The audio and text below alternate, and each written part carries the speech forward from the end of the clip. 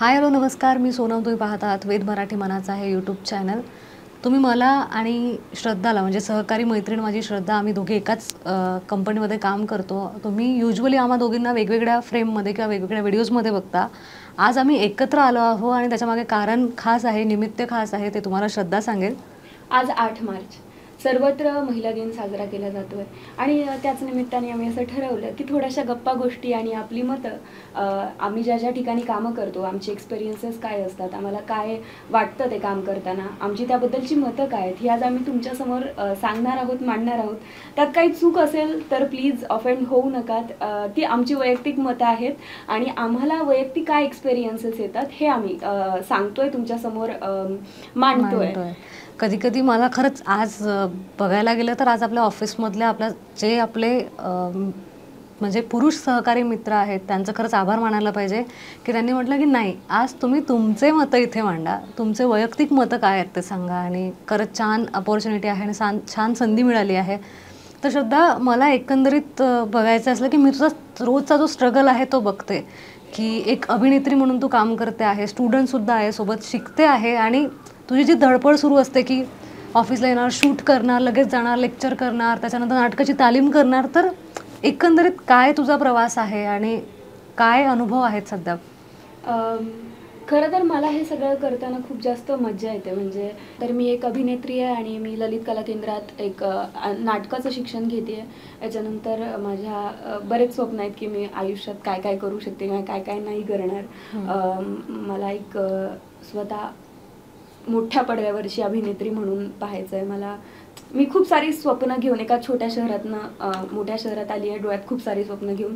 आणि सध्या त्याच्यासाठीच मी खूप साऱ्या वाटचाली करते. म्हणजे जरी माझं शेड्यूल खूप बिझी असेल, सकाळी 7 वाजल्यापासून रात्री 12-1 पर्यंत मी काम करत असले तरी पण मला ह्या सगळ्यात खूप जास्त हॅपीनेस वाटतो, आनंद वाटतो.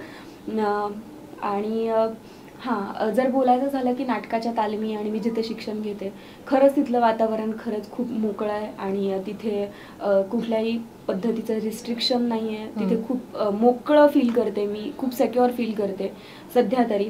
पण त्या कॅम्पसच्या बाजूला गेल्यानंतर मला जरा भीती वाटायला लागते. पण नाही, मी माझ्या जिथे मी काम करते, माझं ऑफिस असेल, माझं कॉलेज असेल किंवा आजूबाजूचं लायब्ररी आणि तो परिसर खरंच खूप चांगला आहे. तिथली लोकं, तिथली माणसं, शिक्षक सगळेच खूप सपोर्टिव्ह आहेत. ते सतत काही ना काही तू कर म्हणून मोटिवेट करत राहतात आणि मला खरंच खूप मोकळं आणि छान वाटतं.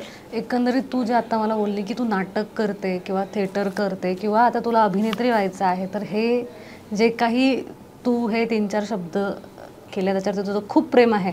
पण ते जेव्हा आपण असं उभं राहून बाहेर जाऊन बोलतो की म्हणजे मला अभिनेत्री व्हायचं आहे, पहिला तर असा क्वेश्चन मार्क म्हणतो की तू आणि इथून तिथे कसं जाणार, तो एक प्रश्न. त्याच्यानंतर सो कॉल्ड खूप बोल्ड फील्ड आहे तुमची, हा एक प्रश्न. त्याच्यानंतर अजून झालं की अभिनेत्री म्हणायचं झालं की कोणी तुला कोल्हापुरात किंवा कोणी तुला अमरावतीसारख्या छोट्या शहरातून काम आणून देणार नाही, तुला साहजिकच मुंबई गाठावं लागणार. आणि आज आपण जे काही प्रकरण ऐकतो आहे मुलींबद्दल घडतं आहे, तर ह्या सगळ्या गोष्टींचा विचार केल्यानंतर तुला असं वाटतं का की पोरी सिक्युअर आहेत का, सेफ आहेत का, मुंबईत असो, महाराष्ट्रात असो किंवा भारतात असो, किंवा तुला ते वाटतं का की तू सेफ आहे म्हणून? आणि त्याच्यानंतर दुसरा प्रश्न असा आहे की किती नाही म्हटलं तरी आपल्याला वाटणं आणि आपल्याला ज्यांनी जन्म दिला, आई बाबा, ते पाठवतात आपल्याला, त्यांना ऑलरेडी सेफ वाटत नाही. कारण की दिल्लीत प्रकरण घडलं असतं तरी माझी आई मला इथे पुण्यात 7 वाजता फोन करून म्हणते की बेटा घर आजा किंवा घरी ये. तर ते एक आहे. तर मग ते सगळं तू कसं हँडल करते? म्हणजे घरच्यांचं ते प्रेशर, त्याच्यात स्वतःचे स्वप्न आणि स्वतःवरती लोकांनी उभे केलेले क्वेश्चन मार्क की बोल्ड फील्ड आहे, अभिनेत्री आहे, बोल्ड सीन करावे लागतील, त्याकडे तू त्या सगळ्या गोष्टींकडे कशी बघते? सुरुवातीच्या काळात मी जेव्हा हा डिसिजन घेतला की मी नाटक क्षेत्रातच प्रोफेशन आणि पॅशन म्हणून बघणार आहे, मी माझं व्यवसायच हा निवडते आहे, तर ऑब्व्हियसली जसं प्रत्येकीच्याच घरी, कदाचित प्रत्येकीच्या नाही पण काही सो कॉल्ड गावाकडनं किंवा छोट्या शहरातनं शहरी भागातनं येणाऱ्या मुली असतात, त्यांना थोडंफार टोकलं जातं की नको, हे आपलं क्षेत्र नाही, हे मोठ्या लोकांचं क्षेत्र आहे, इथे आपण नाही सस्टेन करू शकत. तर ते झालंच. सुरुवातीची 2-3 वर्ष माझे आई बाबा थोडे हे होत होते, पण आता त्यांना कळलंय आपली पोरगी पुरून उरतीये सगळ्यांना. म्हणजे 3-4 वर्षात मी स्वतःला खूप ग्रो केलंय. मी स्वतः माझं मी सस्टेन करण्यापुरते पैसे कमवते आणि त्याच्यामुळे त्यांना ते पण चांगलं वाटतं की मुलगी आपली कुठेतरी छान स्टेबल होतीये. पण कुठेतरी ऑब्व्हियसली हे असतंच बॅकला की आता काही घटना होत आहेत पुण्यामध्ये. स्वारगेट सारख्या ठिकाणी जर ही घटना होत असेल आणि बाबा उतरले गावाकडनं की स्वारगेट बस स्टँड वरतीच येतात आणि तिथे जर ती गोष्ट त्यांना असं बातम्यांवरती सतत कानावरती पडत असेल की असं असं झालं, तर ते मला म्हणले बस स्टँडला जाऊ नको, बस स्टँडला जाऊ नकोस. मी म्हटलं बाबा म्हणजे आता मी काय, मला असं आई बोलली की लेट निघा, सकाळची बस पकडू नको. जे घरचे म्हणायचे आधी की हा पहिली बस पकडायची, याची उन्हाच्या आधी, नाही ऊन लागलं तरी चालेल पण आता सकाळची बस बघू नको, 7, 7:30, 8 नंतर निघ. म्हणजे असं नाहीये की आपण प्रत्येक ठिकाणीच अनसेफ फील करतोय. म्हणजे मी जसं सांगितलं, मी जिथे काम करते, मी माझे शिक्षण जिथे करते, खरंच खूप व्यवस्थित आणि छान वातावरण आहे जिथे फुलवलं जाईल एखाद्या कळीला. आपण म्हणतो, आपण आता उमलत्या वयात असतो दोघी पण, की आपण काहीतरी करू पाहतोय, खूप मोठे स्वप्न डोळ्यात घेऊन आलोय आणि आपण काहीतरी छान करणार आहोत. जर ह्या याच्यात पोषक वातावरण मिळालं तर आपण खरंच काहीतरी आयुष्यात करू. प्रत्येकीत तो गट असतो की ती काहीतरी छान करून दाखवू शकते. तर मिळतं असं वातावरण, पण प्रत्येक ठिकाणीच भीती वाटते. म्हणजे मी तुला जसं सांगितलं की म्हणजे मला असं वाटतं, मी कॉलेजमधनं परत तो किस्सा आता मगाशीच तुला बोलताना सांगितला होता की मी अगं कॉलेजमधनं म्हणजे माझ्या हॉस्टेलपासून मेन गेटपर्यंत जे डिस्टन्स आहे ना, मला खूप प्रामुख्याने जाणवतंय आजकाल. तिथे येताना जाताना ना माझी गाडी रिकामी असते, तिथे 2 ते 3 किलोमीटर डिस्टन्स येते माझं. तर कोणी असलं, काका मामा दादा एखादा छोटा दिसला तर, कोणी पण अनोळखी माणूस, तर माझं असं होऊन जायचं, मुलगीही असली तरी हॉस्टेलला जाताना मी हॉस्टेलला येतेस का, चल मी नेते वगैरे. पण आता मी 4 वेळेस प्रश्न विचारते स्वतःला की खरंच मी या व्यक्तीला आतमध्ये बसवू का, खरंच मी या व्यक्तीला माझ्या मागे बसवू का, भाई त्याने काही केलं तर.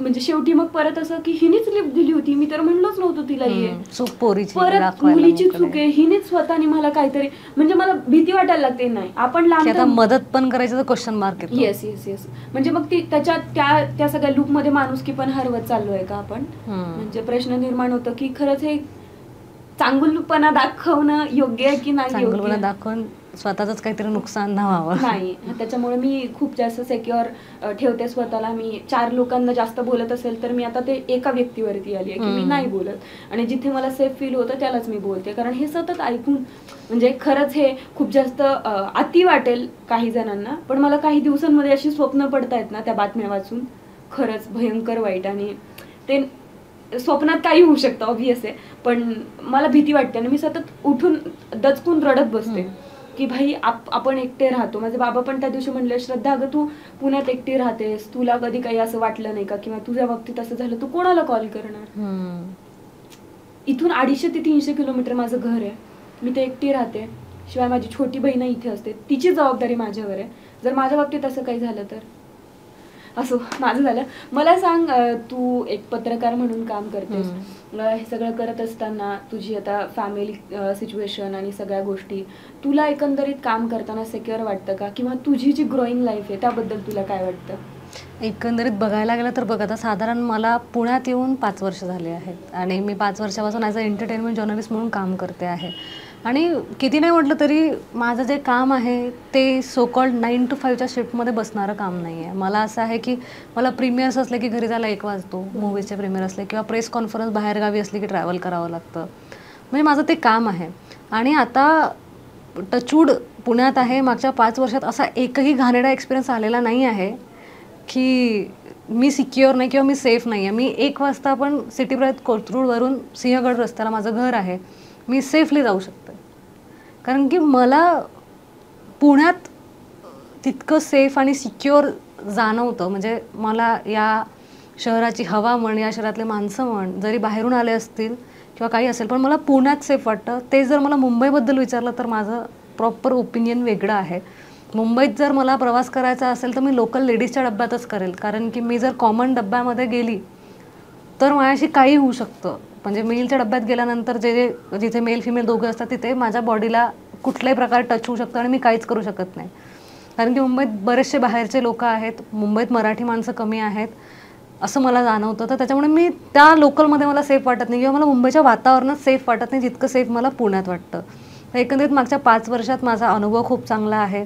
आणि युजली आता तू फॅमिली बॅकग्राऊंड विचारलं तर मी तुला सांगते की जेव्हा मी इकडे येत होती, पहिली गोष्ट तर माझे घरचे खूप साधे लोक आहेत. त्यांना हे माहितीच नव्हतं की त्यांना पत्रकार माहिती आहे, पण त्यांना पत्रकार म्हणजे काय, पेपरमध्ये लिहिणारा, किंवा सरळ त्यांच्या नजरेसमोर येते अंजना ओम कश्यप किंवा नंदा कदम, या 2 व्यक्ती येतात. त्यांना असं त्याच्या मधलं काही डिजिटल मीडिया आहे किंवा या फील्डमध्ये किती ग्रो तुम्ही करू शकता किंवा किती काय करू शकता ते त्यांना माहितीच नाही आहे, कारण की ते साधे लोक आहेत. तर माझा स्ट्रगल म्हणजे बाहेरच्या लोकांना कन्व्हिन्स करणं सोडून मला माझ्या घरच्यांना आधी कन्व्हिन्स करावं लागेल की माझी निवड ही आहे, माझं करिअर हे आहे आणि मला याच्यासाठी हा स्ट्रगल करायचा. तर माझ्या आईने मला, माझे सिंगल पॅरेंट्स आहे त्याच्यामुळे तिच्यावरती पण प्रेशर असतं, तर तिने मला अशी अट टाकलेली की जायचं असेल तर जा, 6 महिन्यात जॉब भेटला तर ठीक आहे, नाहीतर परत घरी यायचं, इथे येऊन तू काही कर. म्हणजे माझ्या आईचं असं की तिने लग्न वगैरे लावून नाही दिलं असतं, कारण की तिला कळतं तितकं की पोरगी स्वतःच्या पायावर उभी राहायला पाहिजे. टचवूड मी खूप लकी आहे पॅरेंट्सच्या बाबतीत, म्हणजे माझी आई असेल किंवा माझे आजी आजोबा असतील किंवा मामा मामी असतील, हे सगळे खूप सपोर्टिव्ह आहे. तर माझ्या आईचं असं होतं की जायचं आणि 6 महिन्यात जॉब लागला तर टिकायचं तिथे, नाहीतर मग परत येऊन जायचं. म्हणजे त्यांना वाटतं की हे हिच्यासाठी बनलेलंच नाही आहे. इकडची साधीसुधी पोरगी, हिचं भाषासुद्धा नीट नव्हती. म्हणजे मी अमरावतीची आहे, तर जाऊन करून रेलीवाली भाषा होती. पुणेकरांनी मला जी मराठी शिकवली आहे त्याच्यामुळे मला आता कधी कधी विदर्भाचा ॲक्सेंट विसरून जाते मी. तर तिला असं वाटलं की हे इतकं छान टी व्हीवर बोलतात ना, नमस्कार तुम्ही पाहताय सकाळच्या बातम्या, असं माझ्या घरच्यांना की हे जमणारच नाही आहे हिला, ही परत येऊन जाणार. पण मी 6 महिने तिथे येऊन जॉब काढला. कॅलेडस म्हणून अकॅडमी आहे तिथे, कोर्स करता करता कॉलेज करता करता मी जॉब सुरू केला.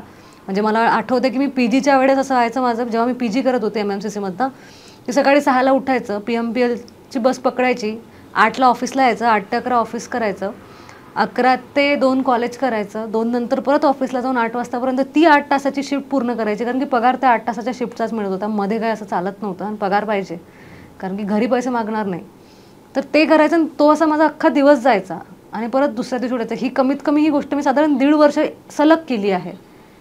की त्याच्यामुळे तो जो एक प्रवास आहे तो खरंच आता बघताना भारी वाटतं मागे की अरे केलं आहे म्हणून, आता स्वतःची ॲक्सेस घेतली आहे स्वतःच्या पैशाने. तर ते कौतुकास्पद आहे की PMPLवरून जेव्हा मी असं लोकांना गर्दीत बघते नेहमी, तर मी असं बघून स्वतःला बघते आणि इकडे बाजूला एक छान कार पण बघते. मग माझी काम करायची लालसा अजून वाढते की अरे इथून इथं आलं ना तर मी तिथून तिथे पण जाणार. तर तो जो एकंदरीत प्रवास चालला आहे तो छान चालला आहे. आणि जसं तू मला बोलली की पत्रकार म्हणून काम करते, तेव्हा आत्ता साधारण ज्या वयात आहे त्या वयात आता पोरं वगैरे बघायला सुरुवात झाली आहे. तर पत्रकार म्हटल्यानंतर त्यांचं असं असतं की लडकी बोल्ड आहे, पोरगी बोल्ड आहे. हे जे एक स्टेटमेंट आहे ते खरंच मला फारच जास्त विचित्र, किंवा त्याच्यासाठी त्या स्टेटमेंटसाठी मला शब्दच नाही आहे.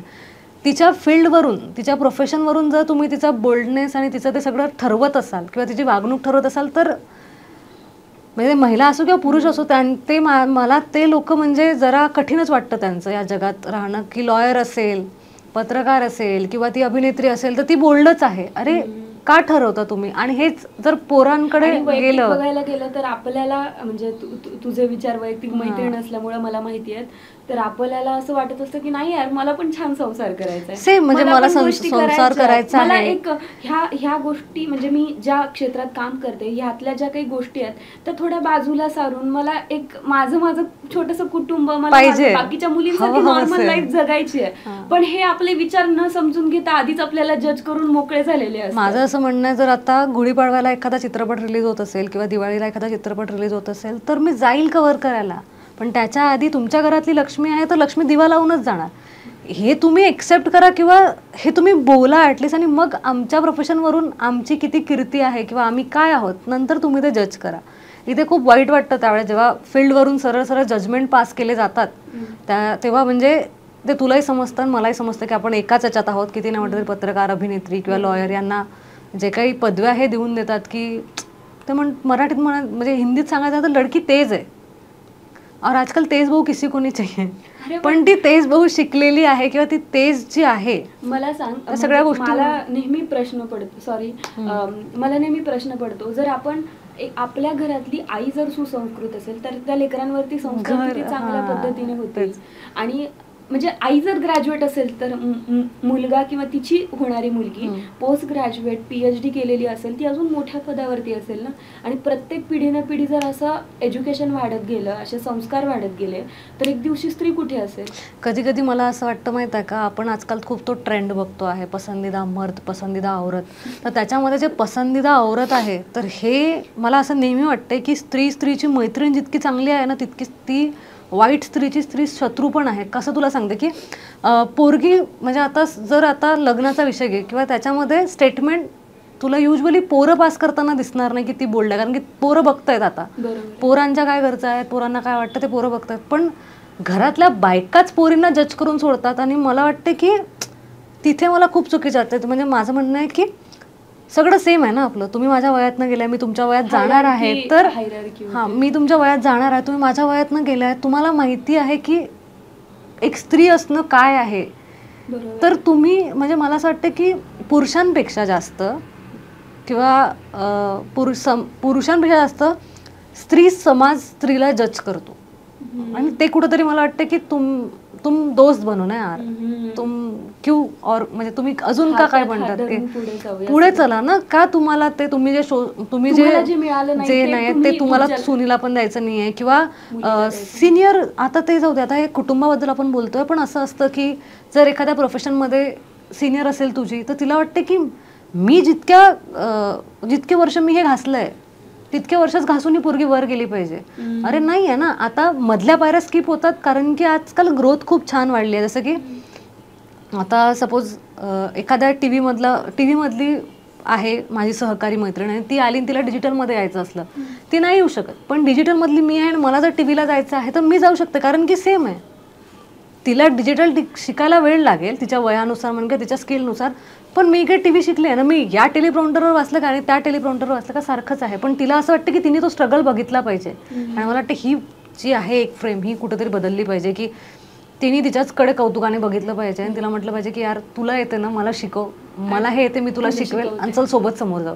मग कुठल्या म्हणजे मला वाटतं कुठे कॉम्पिटिशन असणार आणि ती कॉम्पिटिशन नको आहे, हेल्दी कॉम्पिटिशन असलं पाहिजे, जेलेसी नसली पाहिजे की मी करते तू पण कर, तू पण करते मी पण कर. म्हणजे माझ्याकडे हे तू हे घे, तुझ्याकडे ते मला. आणि एक कलाकार म्हणून किंवा एक माणूस म्हणून माणूस तेव्हाच समृद्ध होत जातो जेव्हा तो देत राहतो. घेण्यापेक्षा मला असं नाही वाटतं, म्हणजे ते गुण असतील, देता आपण खूप गोष्टी घेत असतो, ते गुण असतील असेल किंवा सल्ला असणार किंवा काही असेल, तर तो बोलून विचार करून खूप असा वाढतो असं मला वाटतं. म्हणजे माझा पर्सनल एक्सपिरियन्स आहे आत्तापर्यंतचा. आणि एकंदरीत बघायला गेलं तर क्षेत्र किती बोल्ड असलं किंवा काही असलं तरी मला जर कोणी विचारलं पुढच्या जन्मात, तर मला स्त्री म्हणून जन्मालाच आवडेल. कारण की जितके रूप मी करते, जितकं काही मी करते, तितकं मला नाही वाटत की पुरुष हँडल करू शकेल. पण माझं असं आहे की मी टचवूड अशा सराउंडिंगमध्ये राहते आहे. मी खूप लक्की आहे की माझ्या आजूबाजूचे जे लोक आहेत, म्हणजे माझे मित्र, माझे आजोबा किंवा माझं मामा असणार किंवा माझे भाऊ असणार, तर हे जे मुलं फॅक्टर आहेत किंवा ऑफिसचे कलिग्स असतील, यांच्या आतमध्ये पण एक स्त्री आहे, ती लपलेली आहे आणि ती मला सतत दिसते.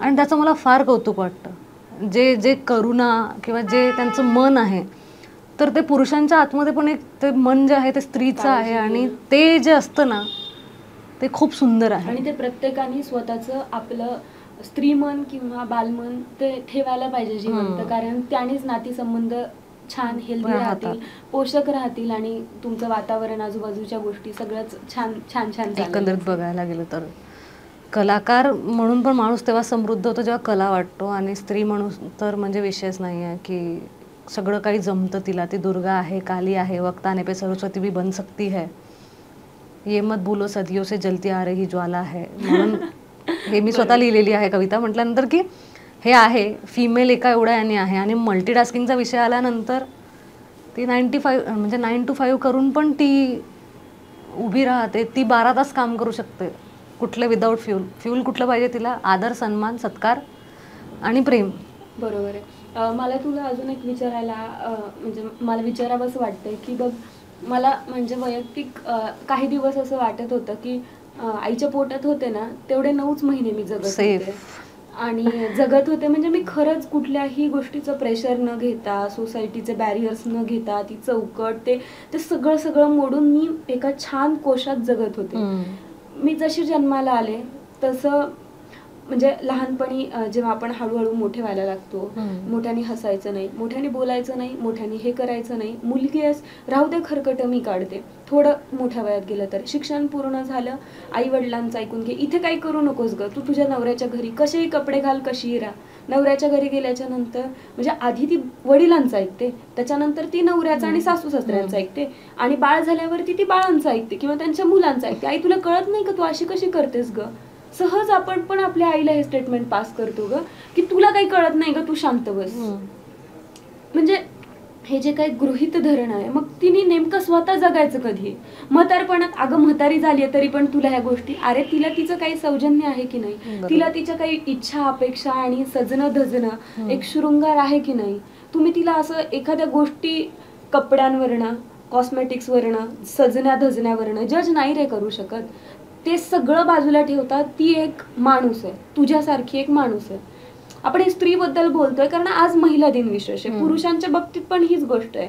त्यांना पण लहानपणी आई वडिलां सगळ्या गोष्टी आणि त्यांच्यावरचे जे काही प्रेशर्स आहेत ते पूर्ण करण्यात, शिक्षण पूर्ण करण्यात, नंतर लग्नात जपण्यामध्ये आणि त्याच्यानंतर म्हातारपणात लेकरांना सांभाळण्यात. आता बघ तू जे बोलली ना, तर तू पुरुषांचा विषय काढला म्हणून मी सांगते की आजकालच्या ना मुलांना पण फार हौस आहे. तुला कसं सांगते मी तुला, आता लग्न करायचं आहे तर तो काय म्हणतो, म्हणजे हे त्याची चूक नाही आहे, हे समाजाने त्याच्या डोक्यात घातलेली चूक आहे की तो म्हणताना कसा म्हणेल ना, जबाबदारी घ्यायची ना मला, त्याला मोठं तुला कळतंय का, त्याला जबाबदारी देणार आहे का. माझं असं म्हणणं आहे की त्याला जबाबदारी घ्यायची आहे. लग्न केल्यानंतर त्याला बायकोच्या गरजा पूर्ण करायच्या आहेत किंवा त्याला लेकरांचा सांभाळ करायचा, किंवा त्याची जी मेंटल स्टेट झाली आहे की मी आजकाल माझ्या आजूबाजूचे मित्र बघते किंवा जे काय आता लग्नाचं चाललंय सगळ्यांचं वारं, त्याच्यात मी बघते की पोरांची मेंटॅलिटी झाली की त्यांना ते फक्त ना असं गिवर बनतात की आम्हाला तुम्हाला सांभाळायचं आहे, आम्हाला तुमच्यासाठी करायचं म्हणून आम्हाला काम करत राहायचं आहे, हे सगळं करायचं सगळं, म्हणजे त्याच्या स्वतःच्या जबाबदाऱ्या ओढून घ्यायच्या आहेत त्यांना अंगावरती की नाही हे आम्हाला करायचंच आहे ना. आणि बघायला गेलं तर मला असं वाटतं की तुला नवरा व्हायचा आहे, तुला तिचा बाप नाही व्हायचा आहे. बाप जेव्हा लहानपणाला ती जन्माला येते त्याच्यानंतर ती जे वाढत जाते म्हणून तिच्या जबाबदाऱ्या तो पूर्ण करतो. पण तुला तो पोरीचा बाप म्हण किंवा त्या पोरीची आई म्हण, तुला एक 25 वर्षाच्या वरची पोरगी हातात देत आहे, जी स्वतः सक्षम आहे, जी स्वतः म्हणजे कमवती आहे आणि इंडिपेंडेंट आहे आणि तिला कळतंय, तर तुझ्यापेक्षा 20% ती पगार कमी करत असेल. म्हणजे तू 1 लाख कमवत असेल तर ती 50 कमवत असेल, पण तुम्ही पार्टनर आहात.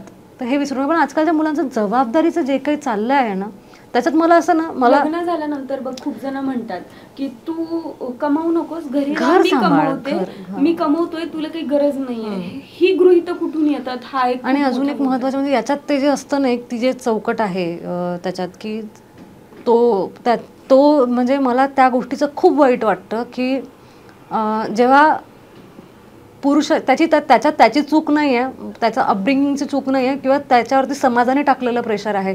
त्या प्रेशरमुळे तो पोरगा पण आपल्याकडे पार्टनर म्हणून बघत नाही, तर तो म्हणते की ही जबाबदारी आहे माझ्यावरती. हे मला खूप टोचणारं आहे. किंवा माझं म्हणणं आहे की मी इतक्या पवित्र बंधनात आता अडकायला चालली आहे किंवा मी आता मला प्रमोशन मिळणार आहे, जसं समाज किंवा बाकीच्या सगळ्या गोष्टींकडून मिळतात की बायको, पत्नी, पार्टनर, लाईफ पार्टनर असं इंग्लिशमध्ये म्हणतात, आणि त्याच्यात तो व्यक्ती मला पार्टनर म्हणून नाही तर तो जबाबदारी म्हणून मला घेतो आहे. तर मला ते खूप वाईट वाटतं की हे चुकीचं आहे आणि हे कुठेतरी बदलायला पाहिजे. मी सक्षम आहे, मी माझ्या जबाबदाऱ्या घेऊ शकते, तू मला पार्टनर म्हणून स्वीकार कर, बाकी काही नका, सोबत जाऊ. वेळ आली तर गोष्टी मागे पुढे होतात, तर तू मागे उभा राहा, मी समोर आहे, तू समोर असशील तर मी तुझ्या मागे आहे. तिथे तुम्ही जबाबदारी म्हणून आमच्याकडे बघू नका, असं माझं म्हणणं असतं. घरचे बघतात कारण की घरचे लहान होऊन मोठं करत असतात, त्याच्यात काही त्यांचं काही चुकत नाही. कारण की तू वर्षभराच्या असताना तुझ्याकडे आजीन दिलेला खाऊशिवाय दुसरं तुझ्या कमाईचा सोर्स नसतो ना. पण एक 25 वर्षाच्या पोरीसोबत जेव्हा तुम्ही लग्न करता तेव्हा ती आहे, ती कमवू शकते, तिला स्वतःच्या पायावर तुम्ही उभं केलं पाहिजे. म्हणजे कधी कधी मला वाटतं की नवऱ्याने पण तिला स्वतःच्या पायावर उभं केलं पाहिजे आणि तरच लग्न केलं पाहिजे, तर ती खरी गोष्ट आहे. कारण की झालंय, तुम्ही फेमिनिझम म्हणा किंवा तुम्ही इक्वल म्हणजे आजकालच्या मुली बघितल्यानंतर कधी कधी म्हणजे मुलगी असून मुलीची बाजू चांगली आणि वाईट दोन्ही पण सांगणं माझं काम आहे, म्हणून सांगते की आपल्यासारख्या पोरी पण कमी आहेत जिला इक्वल म्हटल्यानंतर खरंच इक्वल राहायचं आहे. पण ज्या बाकीच्या आहेत ज्या फेक फेमिनिझममध्ये इक्वलचे नारे लावून पण तिची अपेक्षा असते की याच्या पैशावर मी माच करेल, त्या पोरी पण मला आवडत नाही. बरोबर आहे. मी परत एकदा दुसरीकडे विषय वळवते की तू मला म्हणालीस की तू सेफ फील करतेस, तू ज्या फॅमिली बॅकग्राऊंडमधून येतेस किंवा तू जिथे काम करतेस किंवा आजूबाजूच्या परिस्थितीत पुण्यासारख्या सिटीत. पण मग आता जी काही घटना चालू आहेत, स्वारगेटमध्ये एका मुलीवर अत्याचार झाला आणि मग त्याच्यानंतर बरेच काय काय रुमर्स त्याच्यावरती आत्ता होत आहेत. MP मध्ये एका 5 वर्षाच्या मुलीवरती 17 वर्षाच्या मुलाने ड्रंक होऊन अत्याचार केला आणि ते परत ड्रंक आहे असं सांगितलं जातं. मला सांग, म्हणजे मला मी एक फक्त ॲड ऑन करते की पुरुषांच्या बाबतीत एक गोष्ट आहे की मी रागाच्या भरात बोलून गेलो, मी नशेत होतो म्हणून मी करून टाकलं. मला काय वाटतं, हे अत्यंत चुकीचं वाटतं. मला काय वाटतं माहितीये का, पुरुष म्हणजे मला जवळून काही पुरुष माहिती आहेत, माझे मित्र माहिती आहेत की जे खरंच ड्रिंक करतात. तर मी खूप जेन्युइन ओपिनियन विचारलं त्यांना, तर त्यांचं असं मत आहे की माणूस ड्रिंक ह्याच्यासाठी करतो की त्याला त्याच्या मनातली गोष्ट बाहेर यायला मदत होते. कारण मग ड्रंक आहे म्हटल्यावर कुणी पण कन्सिडर करून जातं ना ग की अरे जाऊ दे पिलेल. अरे व्हॉट द, म्हणजे पिलेला होता म्हणजे काय, तुला ते तुझ्या मनात कुठेतरी होतं आधीपासनं. मला सांग, एवढं तुम्ही 17 वर्षाचा मुलगा जरी असला तरी 5 वर्षाच्या मुलीवरती अत्याचार करताना तुम्ही एवढे कोणत्या नशेत असता तुम्हाला कळत नाही की तुम्ही तिच्यावर अत्याचार करता. इथे एकदा ना मी कोणीतरी एक स्टेटमेंट पास केलं होतं की मला तर एक्झॅक्ट आठवत नाही की ड्रंक असताना माणूस नीट उभा पण राहू शकत नाही. ते एक आहे. आणि दुसरी गोष्ट की मला आठवत नाही आता, हे मी कुणाचं मी मध्ये कुठल्या एका चॅनलसाठी काम करत, तिथे मी एक पॉडकास्ट शूट केला.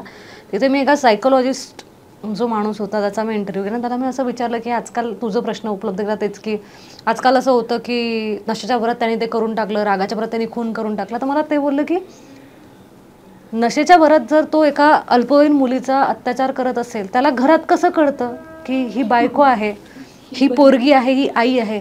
जर आपल्याला तसलं काही करायचं असेल तर आपल्याला बायकोजवळच जावं लागेल.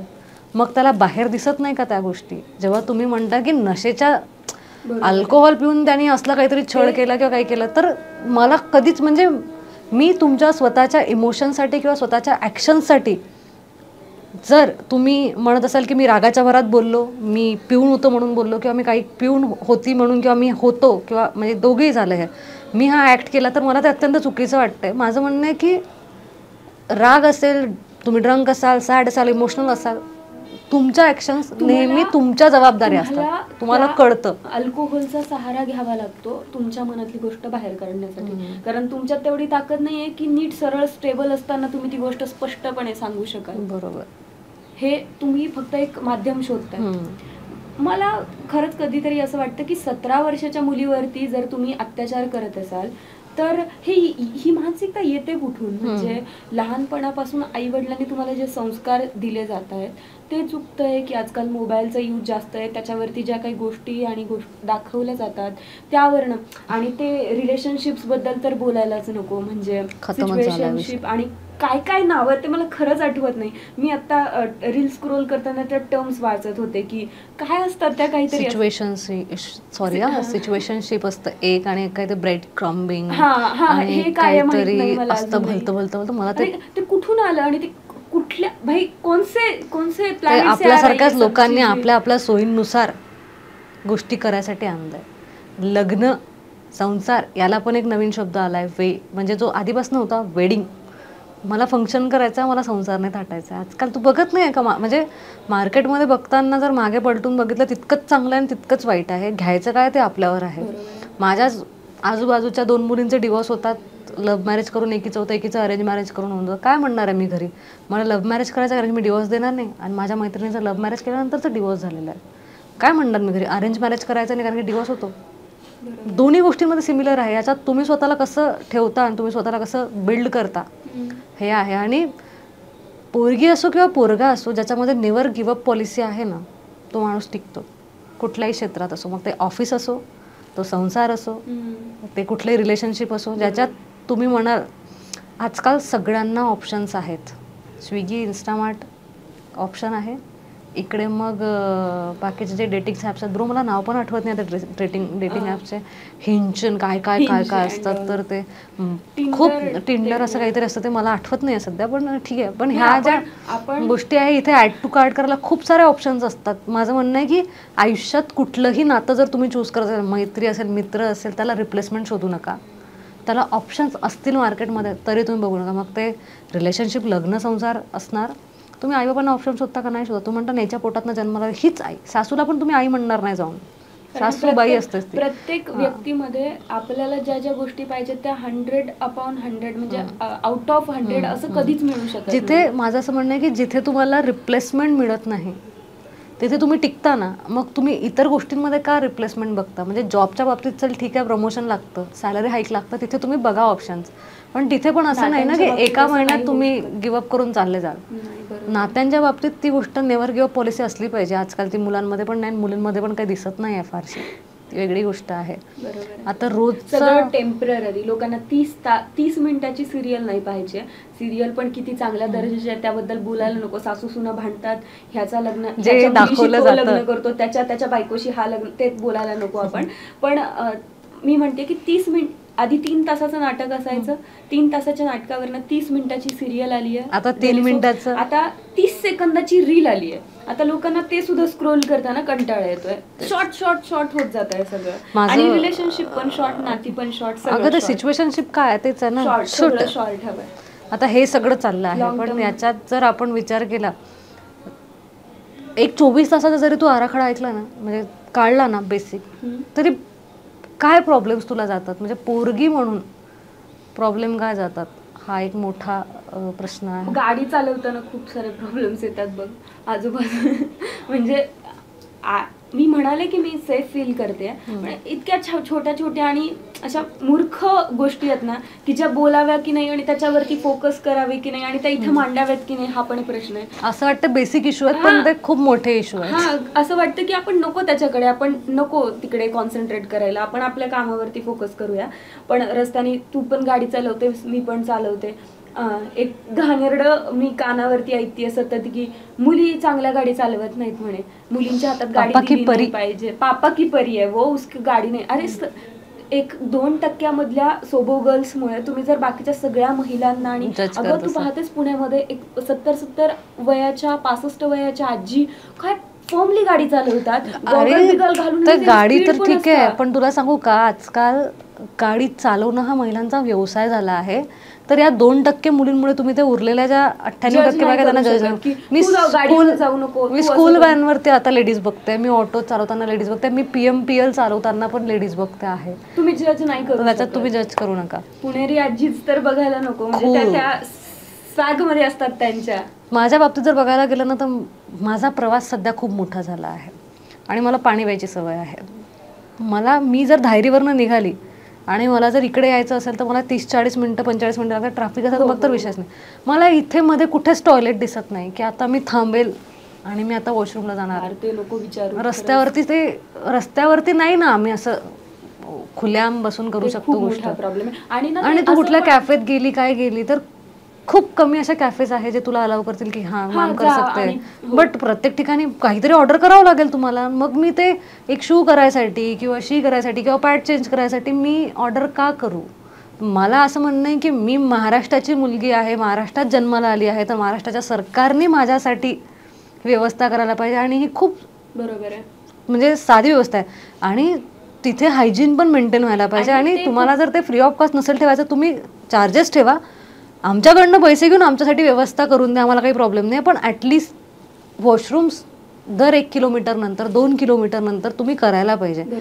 पावसाळ्याच्या वेळेस त्याच वॉशरूममध्ये आम्ही रेनकोट घालायला जाऊ किंवा चेंज करायला जाऊ, कारण की प्रवास जेव्हा आम्ही करतो तेव्हा आम्ही रस्त्यावर उतरून जेव्हा असं पॅन्टमधला रेनकोट किंवा काहीतरी घालत असतो तेव्हा आजूबाजूचे जाणारे जे मुलं आहेत ते आमच्याकडे खूप घाणेरड्या नजरेने बघतात आणि ते आम्हाला सहन होत नाही. आपल्या कपड्यांवरती जेव्हा बोललं जातं की छोटे कपडे, पण मग आपण आपली ही सिक्युरिटी जर त्यांना ते छोटे कपडे म्हणजे स्त्रीकडे अट्रॅक्ट करत असतील तर मग रस्त्यावरती ती अशा नॉन पब्लिकल ऍक्शन्स कशा करेल ना. म्हणजे ज्या गोष्टी 4 भिंतीच्या आत करायच्या असतात त्याच्यासाठी त्या सुविधा उपलब्ध आणि ती जर ती करताना दिसली, तू जे बोलली की आता आपण चेंज करतो, त्याच्यावरती आम्हाला आमच्याच महिला मित्र ज्या आमच्यापेक्षा वयाने मोठे ते जज करून मोकळं करतात की पोरगी बोल्ड रस्त्यावर कपडे बदलून राहिली. मला म्हणणं की तुम्ही व्यवस्था करा आमच्यासाठी वॉशरूम्स वगैरेच्या, म्हणजे जेणेकरून ना आम्हाला हे ऐकावं लागेल ना आमच्या मेंटॅलिटी खराब होते. आणि ते उगाचच पांगवलंय की हॉटेल्समध्ये अलाउड आहे प्रत्येक हॉटेल्स. अरे ते मोजत नाहीत, सॉरी वॉशरूम बंद आहे, सॉरी पाणी नाहीये, अरे कोलतात डिरेक्ट, माहितीये ते नाही करू देत, म्हणजे ते यूज नाही करू देत त्यांचं वॉशरूम. तिथे तुम्ही गेलेले असाल तरच ते यूज करू देतात. मी अनेकदा म्हणजे असं म्हणलंय की मी येते पटकनी जाऊन, नाही शक्य ते, तिथे तुम्हाला काहीतरी पे करूनच हे करावं लागतं. हा एक सगळ्यात मोठा मला रोजचा जो आहे तो प्रश्न आहे की हा बदलायला पाहिजे. आणि 1.5 वर्षा आधीचा एक्सपिरियन्स तुला सांगते की मी रोज सकाळी PMPLने जायची. बरोबर.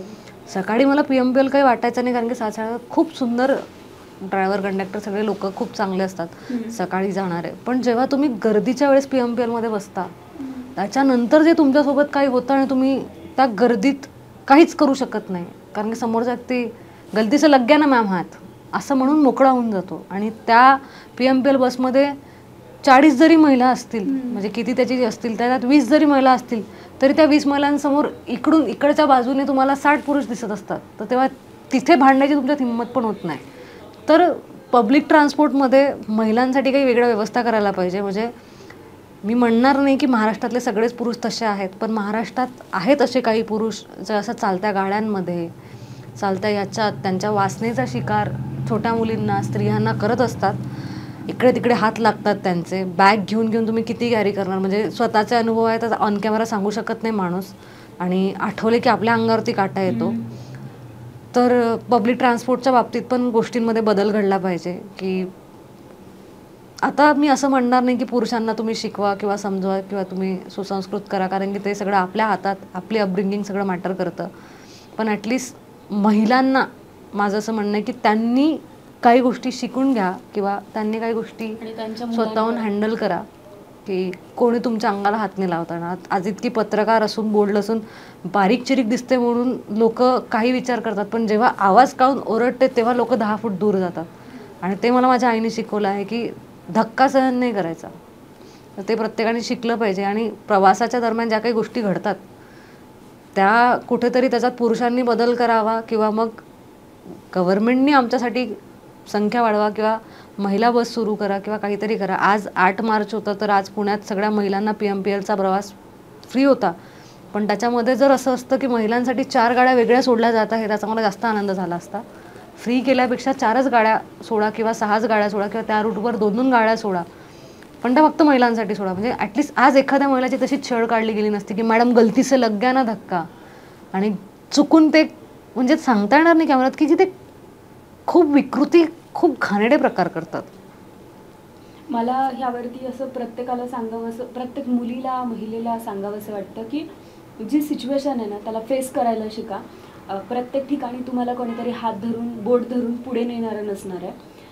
जी काही आजूबाजूची परिस्थितीवर त्याच्यावरती मात करायला शिका की तुम्ही तुमचं बेस्ट ऑफ काय देऊ शकता. आणि एखादी गोष्ट ठरवली नाही एखाद्या स्त्रीने की मी ही करणार आहे, तर ती काहीही करून ती गोष्ट करू शकते. म्हणजे तेवढी स्ट्रॉंग विलिंग पॉवर पाहिजे. तुम्हाला जर एखादी गोष्ट हवी असेल तर त्यासाठी स्वतः फर्मली तुमचे विचार मांडा, आधी कन्व्हिन्स करा. नाही ऐकलं तर तुम्ही स्टँड घ्या स्वतःचा की नाही ही गोष्ट मला करायची आहे. तुम्हाला काय आयुष्यात, तुमचं आयुष्य कसं डिझाईन करायचं हे प्रत्येकी तुमच्या हातात आहे. तुमचे वडील, तुमचे भाऊ हे तुम्हाला सपोर्ट करतील की तुला हे करायचंय का, हे तुम्हाला विचारतील. पण शेवटी एक स्त्री म्हणून किंवा एक मुलगी म्हणून किंवा एक माणूस म्हणून तुम्हाला काय करायचं ना हे स्वतः तुम्ही ठरवा. त्यासाठी तुम्ही जर अनसेफ फील करत असाल त्याच्या सेफर साईड शोधा. त्या गोष्टीपर्यंत पोहोचण्यासाठी, तुमच्या स्वप्नांसाठी लढा आणि छान फुला, काहीतरी छान करून दाखवा. प्रत्येक स्त्री जर मोठी झाली, म्हणजे मला असं वाटतं श्रद्धा की हे जे एक एक्सपेक्टेशन आहे ना की माझी जबाबदारी कोणीतरी दुसऱ्या व्यक्तीने घेतली पाहिजे, सुरक्षिततेची असो किंवा बाकीच्या गोष्टींची असो किंवा कुठल्याही गोष्टीची असो, माझं एकच म्हणणं आहे की प्रत्येक महिलेने स्वतःच्या सगळ्या बाबतीत, फायनान्शियल, इमोशनल, फिजिकल, मेंटल, ह्या सगळ्या बाबतीतली जबाबदारी स्वतःचीच घेतली पाहिजे. कोणी छळलं तरी त्याला 2 हात देता आले पाहिजे, पैसे कोणाकडे मागायची गरज पडली नाही पाहिजे, आणि इमोशनल नीड तुमचं कोणी इमोशनली गैरवापर नाही केला पाहिजे इमोशन्स. कारण की म्हणजे बघायला गेलं तर खूप हळवं मन असतं, कारण की ती सतत बदलत जाते ना लहानपणापासून ती. आणि करुणा आणि जे काही रस भरलेले आहेत ते असे दिसतात. म्हणजे टचकन पाण्यात आज तुला काही झालं किंवा उद्या जाऊन एखाद्या रस्त्यावरच्या मुलाला काही झालं तर आपण वीक पडतो, कारण की आपण तितके इमोशनल आहोत. मला असं वाटतं की इमोशनल, मेंटल, फिजिकल सगळ्या बाबतींमध्ये स्वतःची जबाबदारी स्वतःने घेतली पाहिजे. आणि त्याच्यासाठी वाटेल त्या गोष्टी तुम्ही शिका, वाचा, पुस्तकं वाचा, काउन्सिलिंग करून घ्या स्वतःचं, तुम्ही जिमला जा, तुम्ही स्वतःच्या मसल्स बनवा, तुम्ही स्वतः.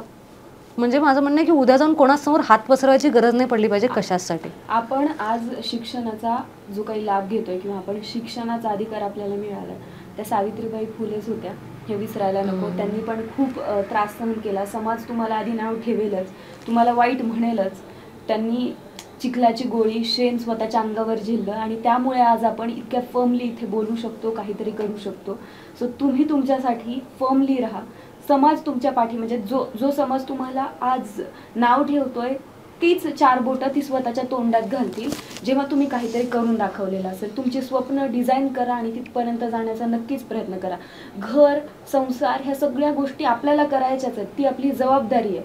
त्या गोष्टी परंपरागत, पिढीगत आपल्याकडे आलेल्या आहेत आणि त्या खूप सुंदर आहेत आणि त्या खरंच खूप सुंदर आहेत. त्या सांभाळताना सुद्धा तुम्ही बाहेर खूप काही करू शकता. म्हणजे तुमच्यासारखं पोटेन्शियल कुणातच असू शकत नाही. म्हणजे जर मला असं वाटतं की नेहमी जेव्हा बघायला गेलं तर की ते म्हणतात ना यार, कोणी पोराला विचारत नाही का रे सकाळचा स्वयंपाक करून तू ऑफिसला गेलास काय तुला वाटतं. पण जेव्हा कोणीतरी बाहेरून विचारतो किंवा घरातला पुरुषच व्यक्ती जेव्हा सांगतो किंवा कौतुक करताना ते मुलीलाच जमतं. बरोबर, हे एका फिमेललाच जमतं. कारण की तिला नाही आवडत तिच्या पोराने मेसवरचं जेवण करावं, तिला नाही आवडत तिच्या नवऱ्याने बाहेरची भाजी खावी, तर ती करते. तिला फक्त तुमचा सपोर्ट पाहिजे आणि कौतुक ते सगळं करते. म्हणजे काहीच नाही. म्हणजे मला उद्या जाऊन मी किती 12 तासाची शिफ्ट करत असेल किंवा 4 तास काही करत असेल तर मला असं आहे की खाण्याचा हाल नाही होत देणार घरचं. कौतुक करा, मला आवडतं. अप्रिशिएट करा.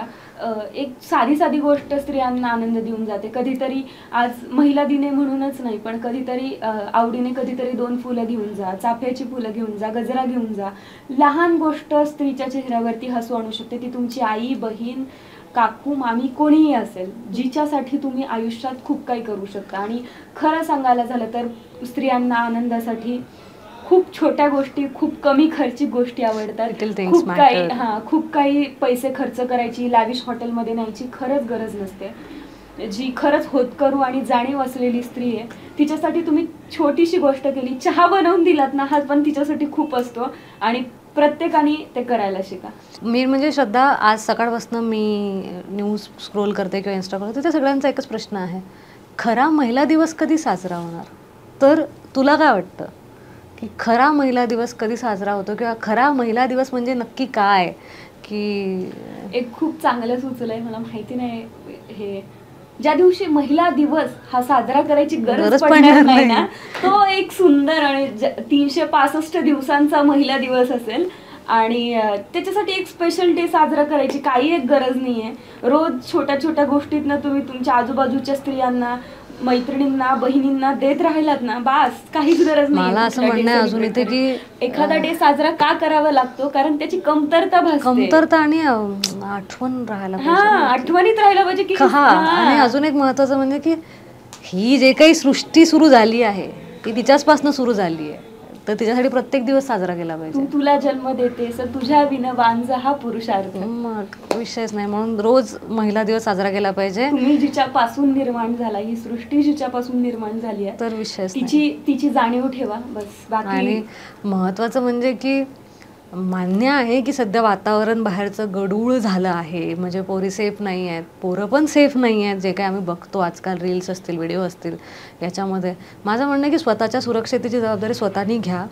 नीट राहा, हेल्दी राहा, आनंदी राहा.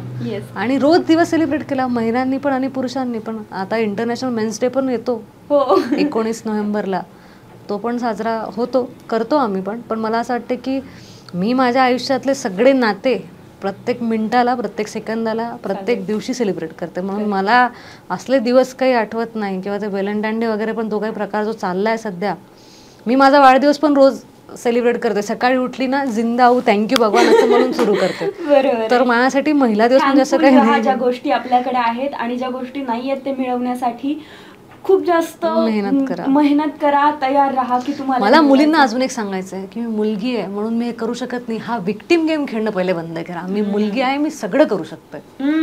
हे खूप महत्वाचं आहे. So thank you so much. तुम्ही आम्हाला ऐकलत, आमची मतं ऐकलीत. आणि तुम्हाला जर हे पटत असेल, जर काहीतरी एका मुद्द्याबद्दल तुम्हाला काही बोलायचं असेल तर आम्हाला कमेंट बॉक्समध्ये नक्की सांगा. जर बोलण्यात, सांगण्यात काही गोष्टी चुकून राहिल्या असतील किंवा शब्द वेगळे वापरले गेले असतील तर त्याचा अर्थ चुकीचा काढू नका. बरोबर. आणि समजून घ्या आणि गृहीत धरू नका. येस. थँक्यू. थँक्यू.